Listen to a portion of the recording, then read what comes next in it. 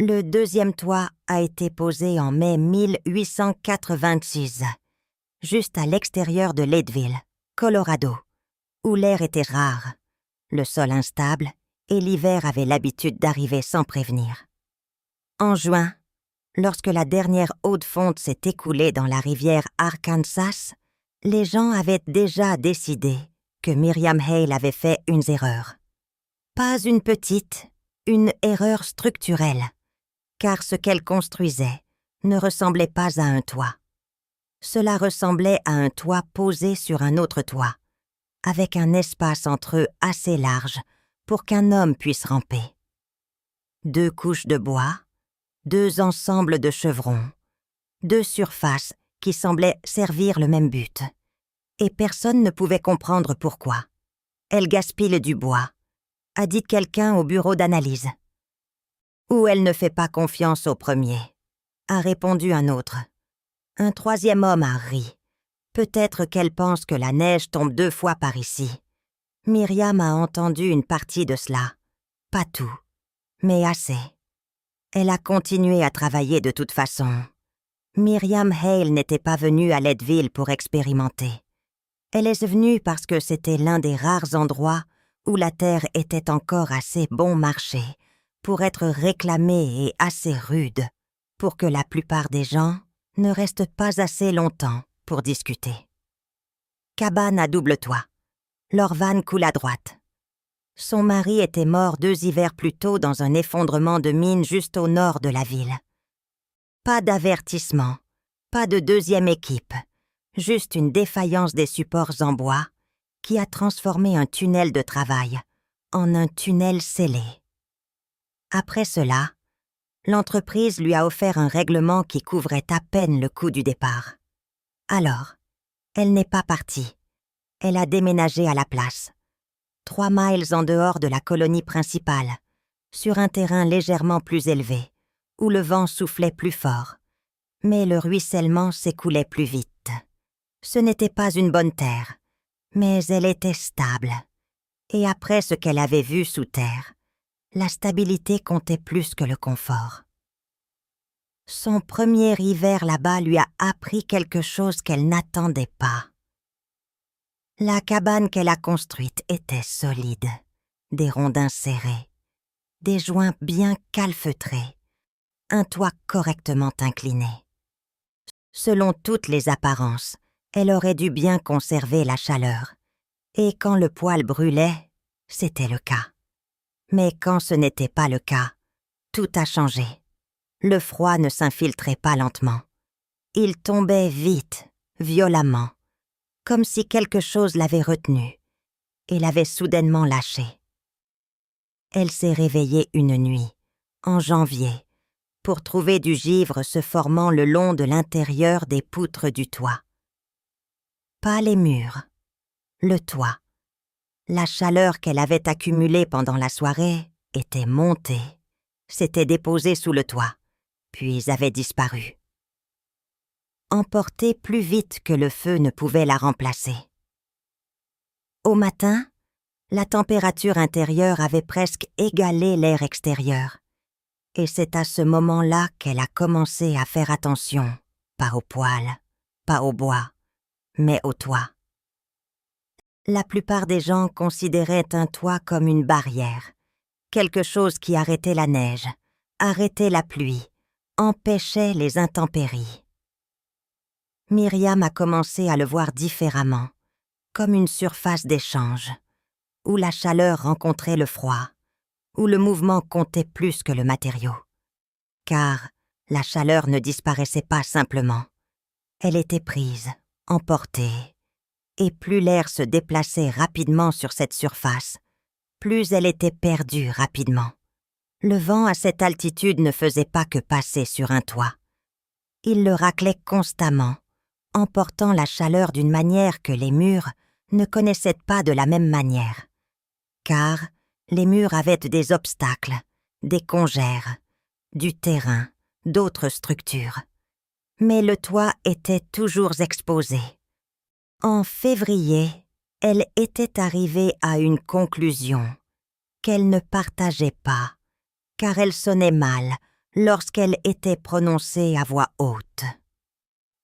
Le problème n'était pas l'isolation, c'était l'exposition. Et l'exposition pouvait être réduite, non pas en renforçant le toit, mais en le retirant du contact direct avec le vent. Alors en mai, elle a recommencé à construire par-dessus ce qui existait déjà. Le deuxième toit ne touchait pas le premier. C'était la partie que personne ne comprenait.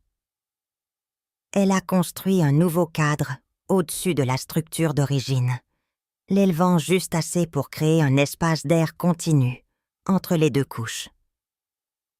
Environ 18 pouces, assez pour que l'air repose, pas assez pour qu'il bouge librement. Les supports étaient ancrés au mur extérieur, pas au cadre du toit d'origine, répartissant le poids séparément. Pour quiconque regardait, cela semblait inutile. Une duplication d'efforts sans gain clair. « Vous construisez un double ?» a demandé un homme en passant, au cas où le premier échouerait. Myriam n'a pas répondu. Elle mesurait l'espacement car l'espacement comptait plus que tout. Trop large et l'air entre les toits circulerait, emportant la chaleur. Trop étroit, et l'effet serait minime. Elle avait besoin d'air calme, d'air piégé, de l'air qui agirait comme une barrière, sans devenir un passage. À la mi-juin, la structure était terminée. 2 toits, l'un au-dessus de l'autre, séparés par un espace contrôlé. De l'extérieur, la cabane avait l'air étrange. Les lignes ne correspondaient pas aux attentes. Les proportions étaient plus lourdes. La silhouette familière, et les choses familières gagnaient rarement la confiance. Les commentaires ont changé. Pas plus forts, juste plus acerbes. Elle se croit plus intelligente que tous les constructeurs de la vallée. Cet espace va juste piéger l'humidité. La charge de neige va écraser tout ça en décembre. Elle s'est construit un problème qu'elle ne comprend même pas encore. Myriam a entendu cela, tout cela. Pourtant, elle a continué à travailler car le deuxième toit n'était pas le seul changement. Elle a modifié la façon dont la chaleur se déplaçait à l'intérieur de la cabane. Pas de manière spectaculaire, subtile. Elle a prolongé le tuyau du poêle, pas droit, mais le long du dessous du toit d'origine, sur plusieurs pieds, avant qu'il ne sorte. Juste assez pour répartir la chaleur sur une plus grande surface, pas assez pour créer un risque. L'idée n'était pas de rendre la cabane plus chaude, c'était de rendre le toit moins froid, car la différence entre l'intérieur et l'extérieur, ce gradient, était ce qui entraînait la perte de chaleur. Réduire la différence, ralentir la perte. À la fin de l'été, tout était en place. La structure, l'espacement, la circulation de l'air, ou plutôt son absence. En août, la vallée était calme, sèche, prévisible, le genre de calme qui faisait oublier aux gens ce qui allait arriver. Les hommes réparaient les hangars, les femmes stockaient des provisions, les enfants couraient entre les propriétés sans manteau. Et Myriam attendait. Le premier gel est arrivé tôt cette année-là, le 18 septembre. Léger, presque doux. Mais il portait un message. L'hiver ne serait pas retardé. En octobre, la neige a commencé à tomber par courtes rafales. Rien qui dure, rien qui n'inquiète personne, car c'était normal. C'était attendu. Mais ce qui n'était pas attendu, c'est le comportement des températures. Chute brusque la nuit, hausse soudaine le jour, puis chute à nouveau. Cycles répétés qui ont mis les structures à l'épreuve d'une manière que le froid constant ne faisait pas. Les toits se dilataient, se contractaient, l'humidité se formait, gelait, se déplaçait, et c'est à ce moment-là que les gens ont commencé à remarquer quelque chose d'étrange. Le toit de Myriam ne se comportait pas comme les autres. La neige s'accumulait sur la couche supérieure et y restait.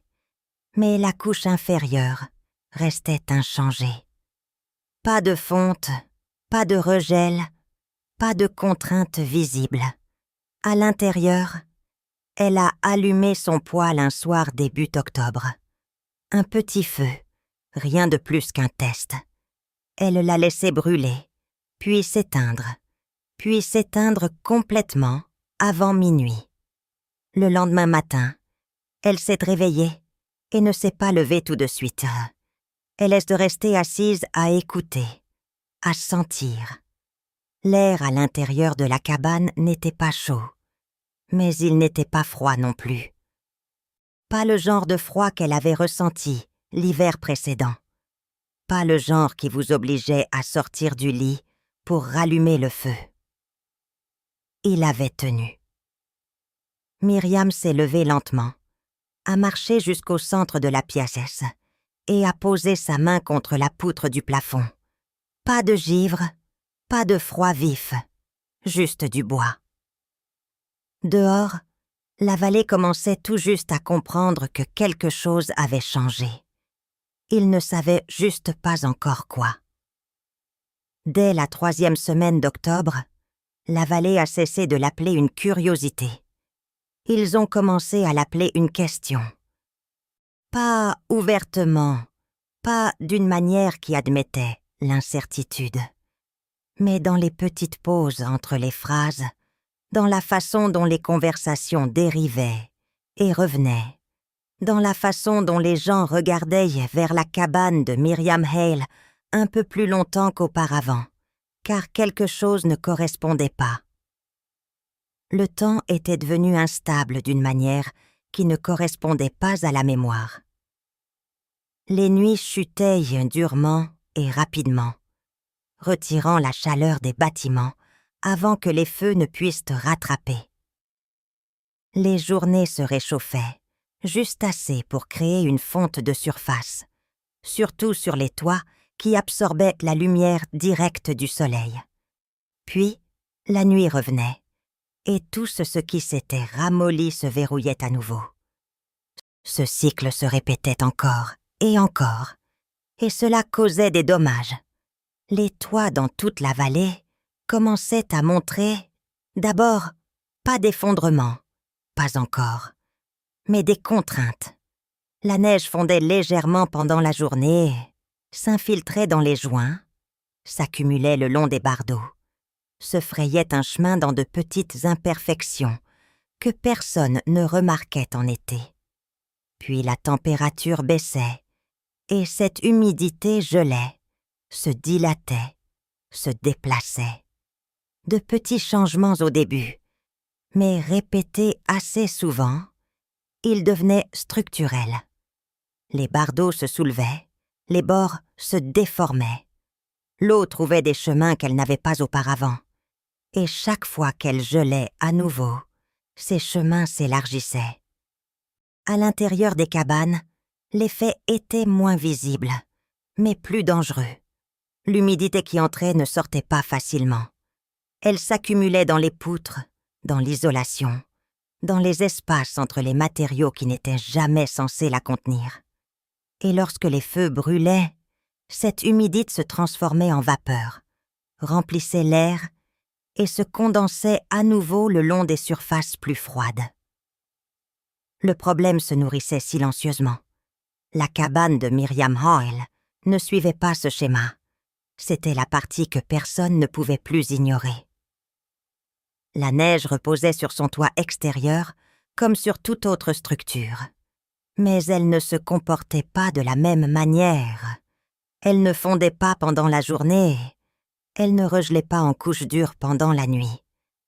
Elle restait stable car la surface en dessous ne se réchauffait jamais assez pour la modifier. La chaleur de l'intérieur de la cabane ne l'atteignait jamais. C'était le but. L'espace entre les deux toits n'était pas juste un espace vide.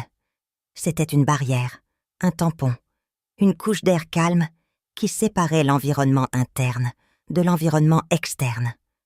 Le toit inférieur conservait la chaleur. Le toit supérieur recevait les intempéries. Et entre les deux, rien ne bougeait. À la fin du mois, les gens ont commencé à remarquer autre chose, quelque chose de plus difficile à expliquer. Myriam ne nourrissait pas son poil comme les autres, pas constamment, pas désespérément. Sa cheminée produisait une fumée fine et constante, pas les bouffées épaisses et irrégulières qui provenaient des feux qui luttaient. Elle ne compensait pas, elle entretenait. Tom Whittaker fut le premier à aborder directement le sujet. Il avait construit sa cabane 10 ans plus tôt, à l'époque où Leadville était encore en pleine croissance, et les erreurs étaient plus faciles à cacher derrière l'optimisme. Il n'était pas inexpérimenté, ce qui rendait ce qu'il voyait plus difficile à ignorer. Il est arrivé en fin d'après-midi, ses bottes portant une fine couche de boue gelée, son manteau serré sur sa poitrine. Il n'a pas appelé, s'est juste tenu près du bord de sa propriété et a levé les yeux vers le toit, vers l'espace, vers la forme qui n'avait toujours pas tout à fait de sens. Myriam est sortie un instant plus tard. « Vous l'avez regardé ?» a-t-elle dit. Tom n'a pas nié. Difficile de ne pas le faire. Il a fait un geste vers le haut. C'est de l'espace. Ça fait quelque chose. Oui? Il a hoché lentement la tête. Je pensais que ça piégerait l'humidité. Ça le ferait si ça bougeait. Tom fronça légèrement les sourcils. Mais ça ne bouge pas. Non. Il a regardé la structure, plissant les yeux comme s'il essayait de la traverser. Alors la chaleur reste en bas. Oui. Et le froid reste surtout en haut. Tom a expiré, sa respiration se transformant en vapeur dans l'air. Ce n'est pas comme ça qu'on construit. Myriam hocha la tête. Je sais. Il a changé de poids. Alors pourquoi ça marche? Myriam n'a pas répondu tout de suite. Elle a regardé au-delà de lui, vers la ligne de cabanes plus bas dans la vallée, où la fumée s'élevait plus lourdement qu'elle ne le devrait. « Parce que vous construisez pour la neige, » a-t-elle dit. « Et je construis pour le vent. Cette distinction ne s'est pas propagée rapidement, mais elle s'est propagée parce qu'elle expliquait quelque chose que les gens ressentaient déjà, mais n'avaient pas défini. La neige était visible, elle était mesurable.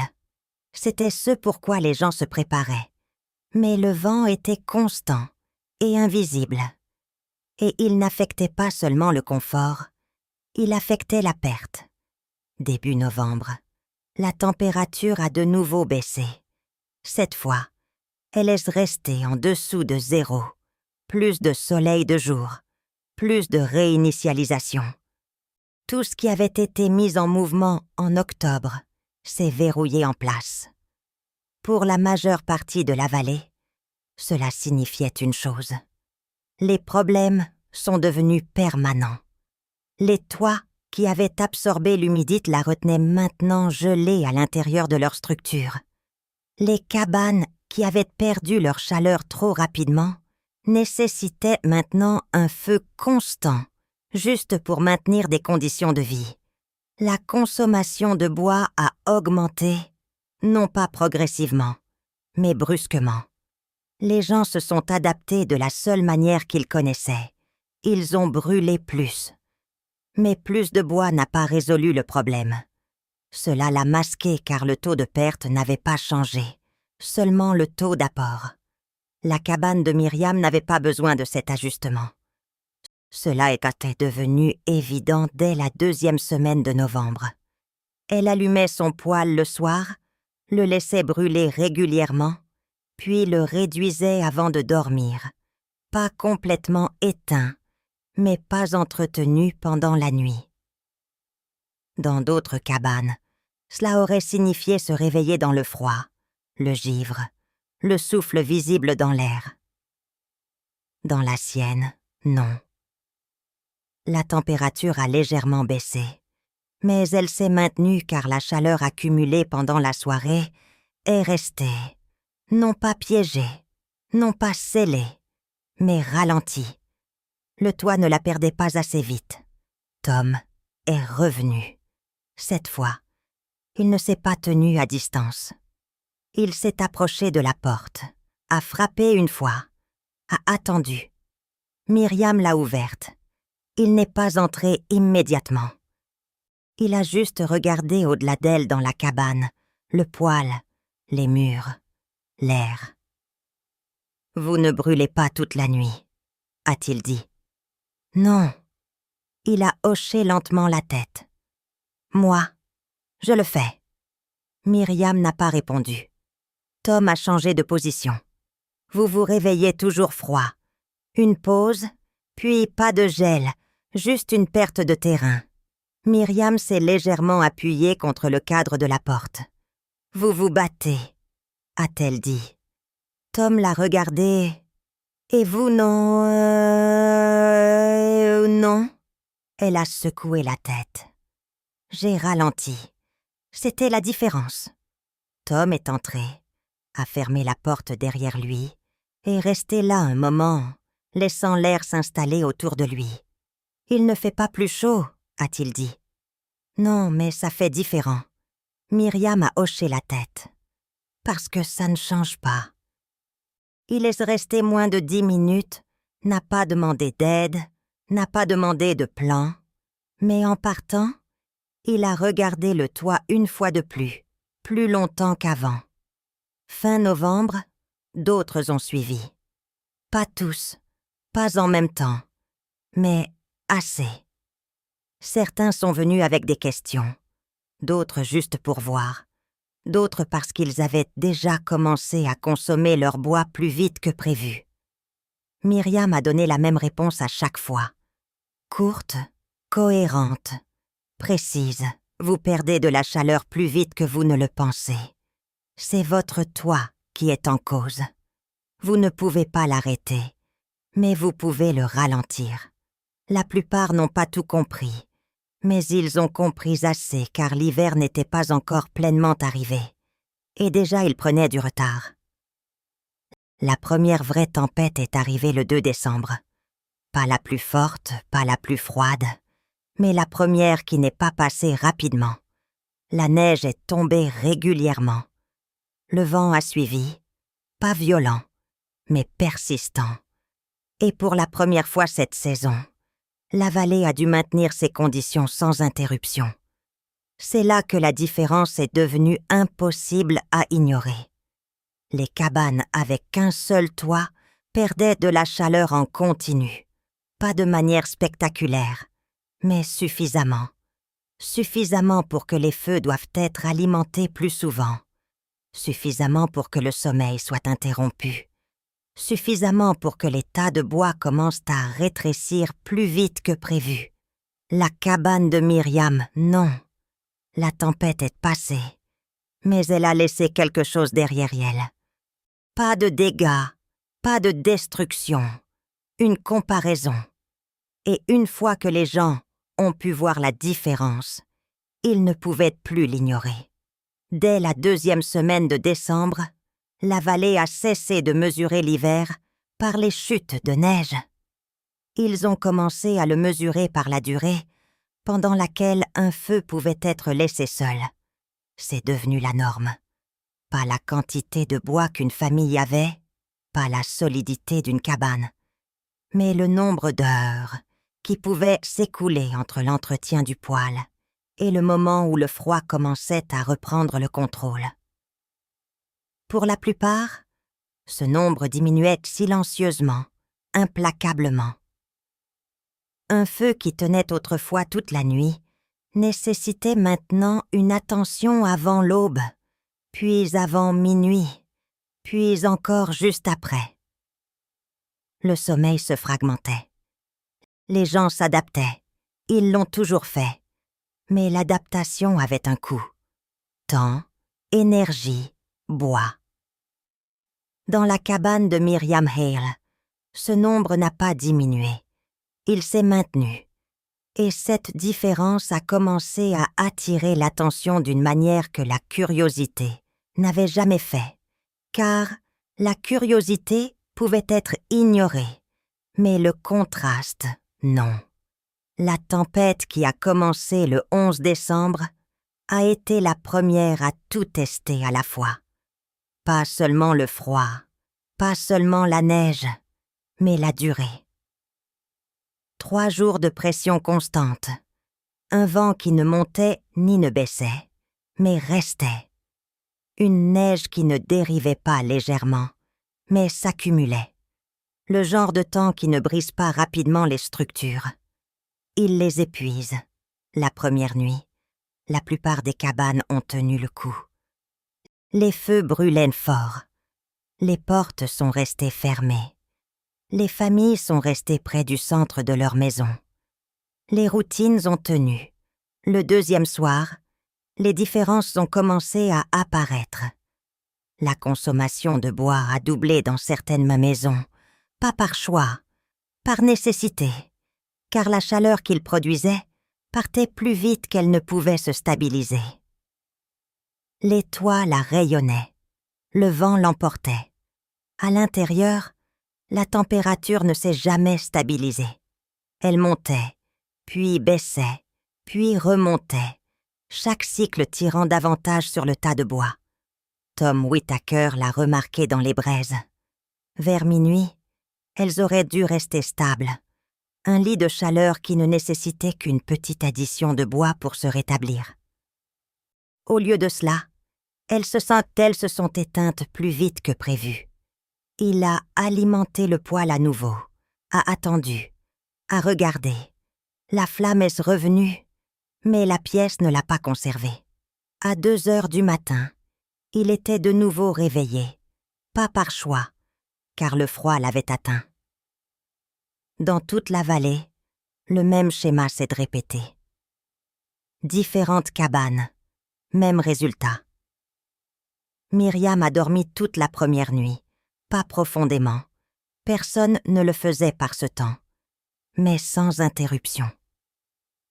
La deuxième nuit, le vent s'est renforcé, pas plus fort, plus lourd, le genre qui presse contre les structures avec une force constante, testant chaque joint, chaque connexion, chaque surface qui séparait l'intérieur de l'extérieur. La neige a suivi, pas tombant, mais fouettant, trouvant les bords, s'accumulant là où elle le pouvait, à l'intérieur de la plupart des cabanes. Cette pression s'est traduite par une perte, petite, continue, mais suffisante. Les feux ont dû être poussés plus fort, les poêles brûlaient plus chaud, et pourtant la température restait en retard. Myriam a allumé son poêle une fois ce soir-là, un feu mesuré, pas grand, pas agressif, juste assez pour construire une base de chaleur. Puis, elle l'a réduit, l'a laissé se stabiliser, l'a laissé devenir régulier. Au-dessus d'elle, le toit inférieur a absorbé cette chaleur, l'a retenue, pas parfaitement, mais suffisamment. Le toit supérieur a pris la tempête. Entre les deux, l'air a fait exactement ce qu'elle avait conçu. Rien. Pas de mouvement, pas de circulation, pas d'échange. Cette immobilité est devenue la différence.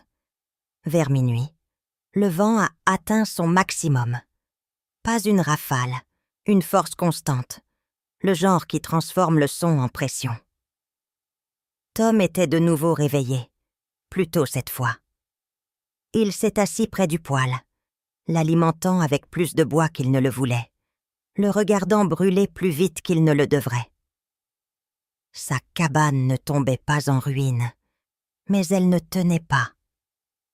Et c'est dans cet écart que l'hiver travaillait.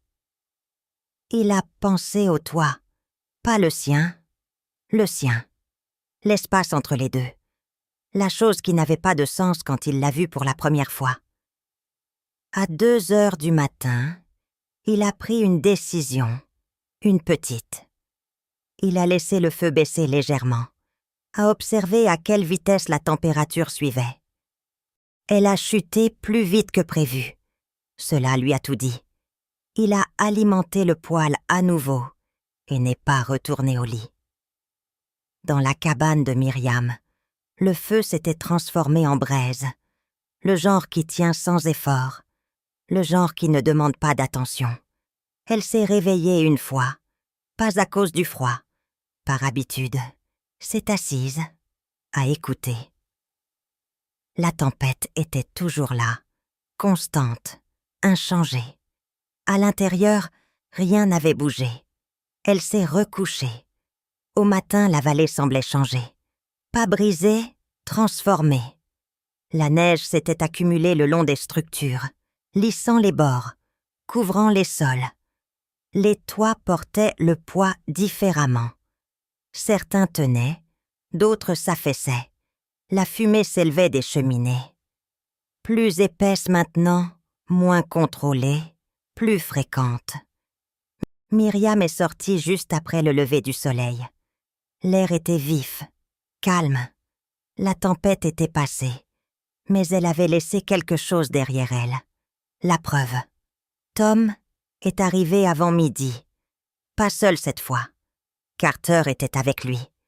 Et un autre homme que Myriam reconnaissait, mais ne connaissait pas par son nom. Ils n'ont pas parlé au début. Ils se sont juste tenus là, regardant en l'air. « Vous n'avez pas alimenté le feu toute la nuit », a dit Tom. Myriam a secoué la tête. « Non. » Carter a bougé. « Nous, si. » Myriam n'a rien dit. Tom l'a regardé, puis le toit, puis de nouveau. « Combien de temps pouvez-vous le laisser aller ?» Myriam a réfléchi à la question. « Assez longtemps, » a-t-elle dit. Ce n'est pas une réponse. Si, le silence a suivi. Le troisième homme a parlé. « Qu'est-ce que ça fait exactement ?» Myriam s'est avancée et a posé sa main contre le mur extérieur. « La chaleur s'accumule ici, » a-t-elle dit. Puis, elle a pointé vers le haut. « Et elle s'arrête ici. » Tom a suivi le mouvement. L'espace. « Oui, ça reste juste là. Oui. » Carter a froncé les sourcils. « Ça semble simple. »« Ça l'est, » a dit Myriam. « Simple ne veut pas dire évident. » Ils n'ont pas discuté car ils commençaient déjà à comprendre. Pas complètement, mais assez. Tom a regardé vers sa cabane, puis de nouveau vers la sienne. Combien de temps faudrait-il pour le construire? Myriam a répondu sans hésitation. Trop longtemps pour cette tempête. Tom a hoché la tête une fois. Je pensais bien. Il n'a pas demandé de bois, n'a pas demandé d'aide. Mais il n'est pas parti tout de suite, car la réalisation s'était déjà installée. Ce n'était pas quelque chose qui pouvait être réparé rapidement. Pas un pansement, pas une réparation, une approche différente. Et cela prenait du temps. Le troisième jour après la tempête, la vallée s'était installée dans un nouveau rythme. Pas confortable, pas durable, mais fonctionnel. Les feux brûlaient plus longtemps, les gens restaient près d'eux. Les tas de bois diminuaient plus vite que prévu, et la cabane de Myriam restait inchangée. C'est alors que l'attention s'est déplacée de la curiosité au calcul, car les gens avaient commencé à mesurer ce qu'il leur restait par rapport à ce qui arrivait encore. Et pour la première fois, certains d'entre eux ont réalisé que cela pourrait ne pas suffire. En janvier, la vallée a cessé de comparer les cabanes. Ils ont commencé à compter les jours, pas sur un calendrier, mais en ce qui restait. Combien de nuits le tas de bois pouvait encore répondre? Combien de matins commençaient sans partir du froid? Combien de temps avant que l'effort ne suffise plus? Car à ce moment-là, l'effort n'était plus la différence. La condition l'était. Et la condition avait déjà été décidée des semaines plus tôt. La température a chuté durement le 6. Pas d'avertissement, pas de déclin lent. Elle est simplement tombée. Le genre de froid qui enlève le son de l'air et transforme chaque surface en quelque chose de définitif. Les feux dans toute la vallée ont changé à nouveau. Pas seulement en difficulté, mais en consommation. Le bois qui avait déjà été compromis brûlait plus vite, mais donnait moins en retour. Les gens alimentaient leurs poêles constamment et sentaient toujours le froid, les presser de tous les côtés. Le sommeil est devenu rare, pas par peur, par entretien. Tom Whitaker a tenu 3 nuits avant d'arrêter de prétendre que ça marchait. Le 4e jour, il ne maintenait plus la température. Il la chassait. Chaque feu achetait du temps, rien de plus. Le 5e matin, il s'est tenu dehors de sa cabane et a regardé la fumée s'élever de sa cheminée. Elle était épaisse, irrégulière. Elle racontait toute l'histoire. Puis il a regardé vers l'endroit de Myriam. La fumée là-bas était différente. Fine, régulière, contrôlée. Il n'a pas attendu. Il a commencé à marcher. Quand il est arrivé à sa cabane, il n'a pas frappé tout de suite. Il s'est tenu là un moment, regardant le 2e toit. La neige reposait uniformément sur la couche supérieure, intacte. Pas de lignes de fonte, pas de crête de regel dur, juste une surface propre et stable. Myriam a ouvert la porte avant qu'il ne lève la main. « Vous la perdez », a-t-elle dit. Tom n'a pas discuté. « Oui. » Elle s'est écartée, il est entré. L'air semblait le même qu'il l'avait toujours été.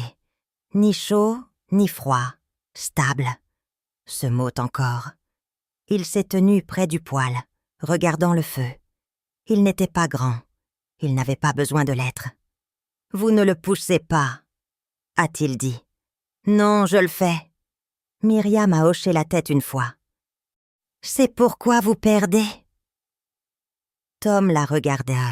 « Alors, qu'est-ce que je fais maintenant ?» Myriam n'a pas répondu immédiatement.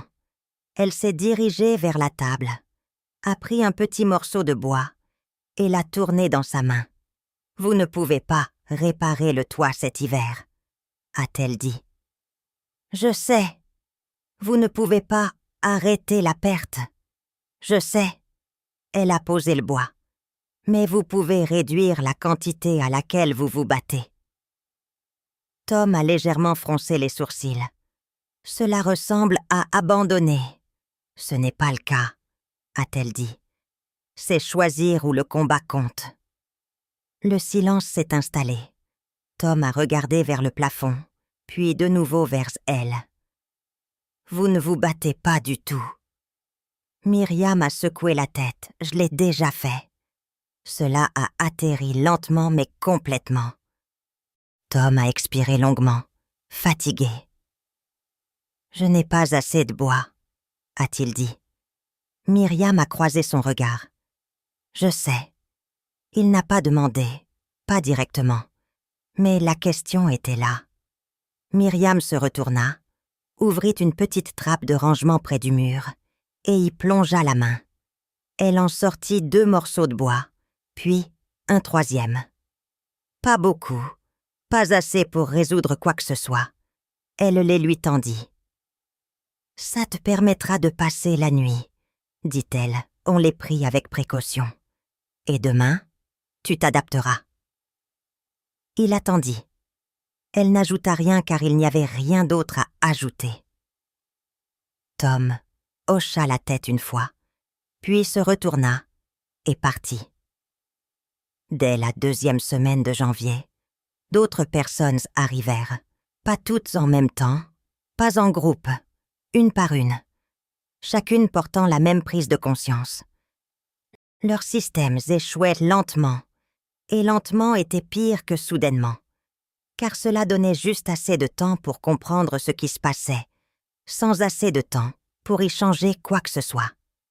Myriam aida du mieux qu'elle put, jamais trop, jamais assez pour créer une dépendance, car elle comprenait quelque chose qu'il commençait seulement à accepter. Cet hiver n'allait pas pardonner les erreurs. Il allait les exposer une par une. De l'autre côté de la vallée, Les feux continuaient de brûler, mais ils ne signifiaient plus la sécurité. Ils signifiaient l'effort, constant, exigeant, inachevé.